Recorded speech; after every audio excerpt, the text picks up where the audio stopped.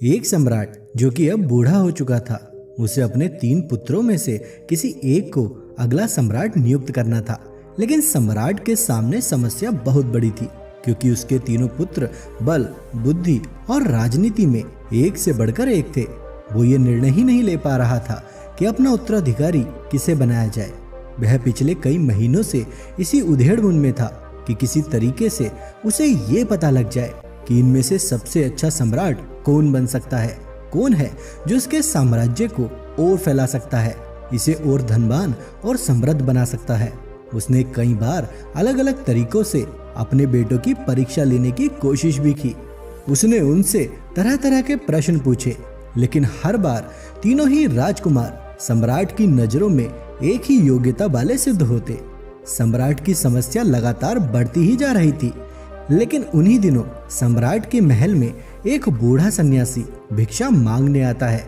क्योंकि सन्यासी दोपहर में भिक्षा मांगने आया था, इसीलिए सम्राट उससे आग्रह करता है कि आज का भोजन वो उसके ही महल में करे तथा उसके पश्चात वो भिक्षा लेकर वहां से जा सकते हैं। सन्यासी सम्राट की बात मान लेता है और दोनों भोजन करने के लिए भोजन कक्ष में बैठ जाते हैं। जब वो भोजन कर रहे थे तो सन्यासी राजा के मुख पर उठ रही चिंता की लकीरों को देखकर यह अनुमान लगा देता है कि राजा जरूर किसी बड़ी उलझन या परेशानी में है। भोजन के पश्चात जब राजा और सन्यासी एक कक्ष में बैठे हुए बातें कर रहे थे तो सन्यासी ने सम्राट से पूछ ही लिया, महाराज, मुझे ऐसा अनुभव हो रहा है कि आप किसी बड़ी उलझन में हैं। अगर आप चाहें तो मुझसे अपनी चिंता साझा कर सकते हैं। सम्राट ने कहा, चिंता बस इसी बात की है कि अपना उत्तराधिकारी किसे बनाओ। मेरे तीनों पुत्र किसी भी प्रकार से एक दूसरे से कम नहीं हैं। तीनों एक से बढ़कर एक हैं। समझ नहीं आता कि किसके हाथ में साम्राज्य सबसे ज्यादा सुरक्षित रहेगा। ये सुन उस बूढ़े सन्यासी ने हंसते हुए कहा, इस समस्या का समाधान तो बहुत आसान है। फिर उस सन्यासी ने सम्राट को एक तरकीब बताई जो सम्राट को भी काफी पसंद आई। इसके बाद उस बूढ़े सन्यासी ने सम्राट से जाने की आज्ञा ली और महल से चला गया। इस घटना के कुछ दिनों बाद एक सुबह सम्राट ने अपने तीनों पुत्रों को अपने पास बुलाया और उन तीनों को गेहूं का एक बोरा देते हुए कहा, मैं तीर्थ यात्रा पर जा रहा हूँ। लौटने का समय निश्चित नहीं है, शायद 2 या 3 साल भी लग सकते हैं। लेकिन जब मैं लौटूं तो तुम लोगों को ये गेहूं मुझे सुरक्षित लौटाना है। एक भी दाना इधर से उधर नहीं होना चाहिए। इतना कहकर सम्राट तीर्थ यात्रा पर निकल जाता है। पिता के जाते ही सबसे बड़ा पुत्र उस गेहूं के बोरे को तिजोरी के अंदर बंद कर देता है और उस पर एक बड़ा सा ताला लगा देता है, इस उम्मीद से कि जब पिता वापस आएंगे तो उन्हें ये गेहूं का बोरा वापस लौटा दूंगा। दूसरा पुत्र सोचता है कि गेहूं को तिजोरी में रखना बेवकूफी होगी। क्या पता पिताजी को वापस आने में कितना समय लग जाए। तब तक गेहूं में कीड़े लग सकते हैं, वो सड़कर राख भी हो सकता है। यही सब सोचकर उसने उस गेहूं को महल के पीछे खाली पड़ी एक जमीन पर फिकवा दिया, यह सोचकर कि इससे इतनी तो फसल हो ही जाएगी कि पिताजी को एक बोरा गेहूं वापस कर दूंगा। लेकिन वह कोई किसान तो था नहीं, उसे खेती की समझ तो थी नहीं।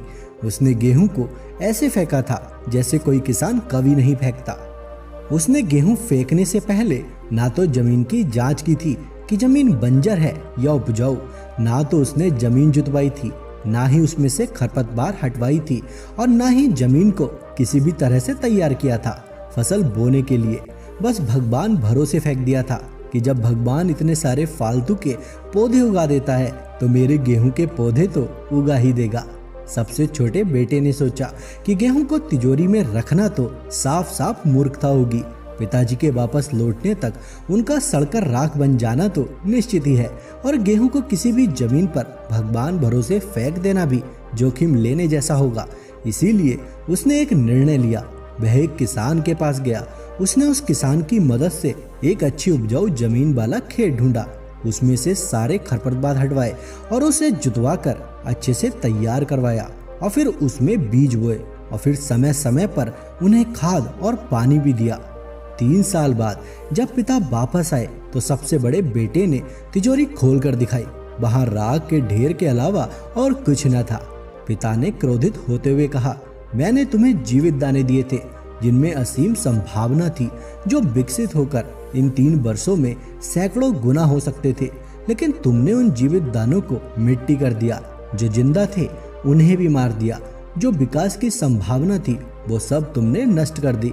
भला मैं तुम्हारे हाथों में राज्य देकर क्या करूंगा? तुम कुछ ही वर्षों में उसका भी यही हाल कर दोगे। सम्राट ने दूसरे पुत्र से पूछा, गेहूं के दाने कहाँ हैं? वह सम्राट को महल के पीछे की उस बंजर जमीन पर लेकर गया जहां उसने दाने फेंक दिए थे। लेकिन वहां तो गेहूं का एक भी पौधा नहीं था। वहां केवल कुछ खरपतवार और कांटेदार पेड़ जमे हुए थे। दाने फेंकने के बाद पिछले 3 वर्षों में वह राजकुमार वहां दोबारा देखने भी नहीं आया था। पिता ने पूछा, कहाँ है गेहूं के पेड़? पुत्र ने कहा, मैंने तो यहीं पर बोए थे, पता नहीं कहाँ गए। सम्राट ने पूछा, गेहूं बोने से पहले जमीन की जांच की थी? जमीन को बीज बोने लायक बनाया था? बेटे ने शर्मिंदा होते हुए कहा, नहीं, मैंने सोचा जब जमीन पर इतने सारे पेड़ पौधे, झाड़ियां और घास फूस बिना बोए पैदा होते रहते हैं और बिना ख्याल रखे इतने बड़े हो जाते हैं, तो मेरे गेहूं के बीज तो उग ही जाएंगे और उनसे एक बोरा गेहूं तो निकल ही आएगा। सम्राट ने कहा, तुम भी इस राज्य को संभालने लायक नहीं हो। जो इंसान बीज बोने से पहले ये भी नहीं देखता कि जमीन कैसी है और बोने के 3 साल बाद तक देखने भी नहीं जाता कि उसका क्या हाल है, वो उस राज्य के साथ क्या करेगा, यह भी साफ साफ देख सकता हूँ। सम्राट ने अपने तीसरे बेटे से पूछा, तुम्हारा गेहूं कहाँ है? वह सम्राट को एक बड़े से खेत के पास लेके गया। सम्राट ने जितना गेहूं उसे दिया था उसका हजारों गुना हो गया था। खेत बड़े से बड़ा होता चला गया था, क्योंकि जितना भी गेहूं होता वह उसे अगले वर्ष बीज की तरह उपयोग कर लेता। पिता देखकर हैरान रह गया। उसके सामने एक विशाल लहलहाता खेत खड़ा हुआ था जिसमें जीवन था। हवाएं जिसकी सुगंध को दूर तक लेकर जा रही थी, सूरज की रोशनी जिस पर गिरकर चमक रही थी और जिसकी हरियाली से आंखों को सुकून और मन को शांति मिल रही थी। उसकी उस झूमती हुई फसल को देखकर पिता का दिल भी झूम उठा और वह उत्साह से चिल्लाकर बोल उठा, राज्य तो तू ही संभाल सकता है, क्योंकि जो छोटे छोटे बीजों को नहीं संभाल सके वो इतने बड़े राज्य और इतनी बड़ी संभावना को कैसे संभालेंगे। और वह राज्य उस छोटे राजकुमार को सौंप दिया गया। दोस्तों, यहाँ वो तीनों राजकुमार दुनिया के 3 अलग अलग तरह के लोगों और उनसे मिलने वाले गेहूं के बोरे, हम सभी को मिलने वाले एक समान समय के प्रतीक हैं। उन तीनों राजकुमारों की तरह ही हम सभी को भी एक समान समय मिलता है संभावनाओं को विकसित करने के लिए। लेकिन हम में से ज्यादातर लोग कभी इस बात को जानने का प्रयास ही नहीं करते कि अपने समय का सर्वोच्च उपयोग कैसे किया जाए। ठीक उस पहले राजकुमार की तरह जिसने जरा भी विचार और प्रयास नहीं किया गेहूं के विकास की संभावनाओं को बढ़ाने और उन्हें सुरक्षित रखने का। ठीक इसी प्रकार ज्यादातर लोग अपने समय को फालतू के कामों में लगाकर उसका सही उपयोग ना करके अपने जीवन की सभी संभावनाओं को नष्ट कर लेते हैं, मिट्टी कर लेते हैं, ठीक उस तिजोरी में रखे गेहूं की भांति। कुछ लोग उस दूसरे राजकुमार की तरह होते हैं जो समय और अवसरों की कीमत समझते तो हैं, लेकिन कभी भी पूर्णता के साथ कर्म नहीं कर पाते। उनके हर प्रयास आधे अधूरे ही रह जाते हैं। अपने आलस्य, असफलता का डर और काम को टालने की आदत की वजह से ये हर काम में आधा अधूरा प्रयास करते हैं और जिंदगी भर असफलता का मुंह देखते हैं। सिर्फ कुछ ही ऐसे लोग होते हैं जो उस तीसरे राजकुमार की तरह होते हैं, जो अपने समय और जीवन में आने वाले हर मौके का भरपूर उपयोग करते हैं। ये कर्मयोगी पूर्ण तरीके से अपने कर्म में लग जाते हैं। इनके मन में कोई संशय, कोई डर लंबे समय तक घर नहीं कर पाता। और यही वो व्यक्ति होते हैं जिन्हें जन्म के समय जो मिलता है उसे अपने अंत समय तक 1000 गुना करके संसार को वापस लौटा देते हैं। दोस्तों, उम्मीद है आपको आज की इस कहानी से बहुत कुछ सीखने को मिला होगा। अगर आपको आज की ये वीडियो अच्छी लगी हो तो इस वीडियो को ज़्यादा से ज़्यादा लाइक और शेयर करें। साथ ही अगर आप हमारे चैनल पर नए हैं तो हमारे चैनल को सब्सक्राइब करना बिल्कुल ना भूलें। अपना कीमती समय हमें देने के लिए आपका धन्यवाद।